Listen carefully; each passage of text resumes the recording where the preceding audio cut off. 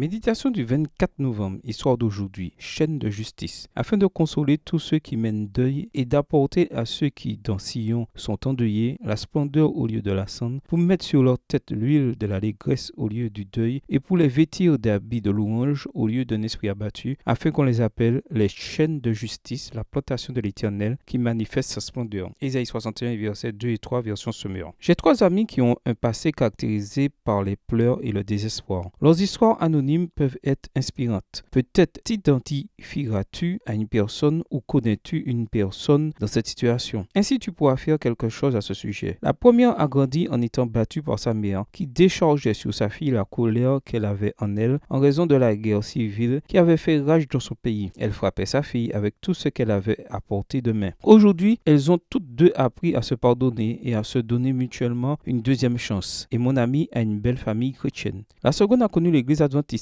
par un petit ami manipulateur qui la maltraitait physiquement et verbalement, qui l'avait isolée de toutes les personnes qu'elle connaissait et qui, en plus de lui avoir presque ôté la vie, lui a presque volé son identité. Ceci lui a posé de nombreux problèmes pendant une longue période. Grâce à Dieu, qu'elle a finalement accepté dans sa vie malgré l'image déformée qu'elle avait reçue de lui en raison de cette relation, elle est sortie de cette situation et elle a aujourd'hui un large réseau d'amis et de connaissances sur lesquels elle a une influence très positive. Elle a repris contact avec sa famille, elle s'est mariée et elle est source de bénédiction pour autrui. Elle a l'intention d'aider d'autres femmes qui ont vécu la même situation, tant à l'intérieur qu'à l'extérieur de l'Église, et de faire connaître son histoire afin que ce sujet qui nous préoccupe tant soit davantage pris en considération. Elle estime que le sujet est encore tabou et qu'il y a beaucoup à faire. La troisième a été diagnostiquée avec un trouble bipolaire et, bien qu'elle ait parfois du mal à croire que ce n'est pas une étiquette ou quelque chose qui la définit en tant que personne, elle a appris à faire face à ses émotions et à ses réactions et elle s'en est sortie dans tous les domaines de sa vie. Elle a décidé de créer un groupe de soutien pour d'autres personnes ayant la même maladie. Toutes, dans différents pays, reconnaissent qu'elles ont été placées par Dieu là où elles se trouvent pour montrer sa gloire et qu'elles ont été transformées grâce à lui. Aujourd'hui, il veut t'offrir de la splendeur, de l'huile et de l'allégresse et des habits de louange à toi aussi. Bonne journée à toi et que le Seigneur te bénisse.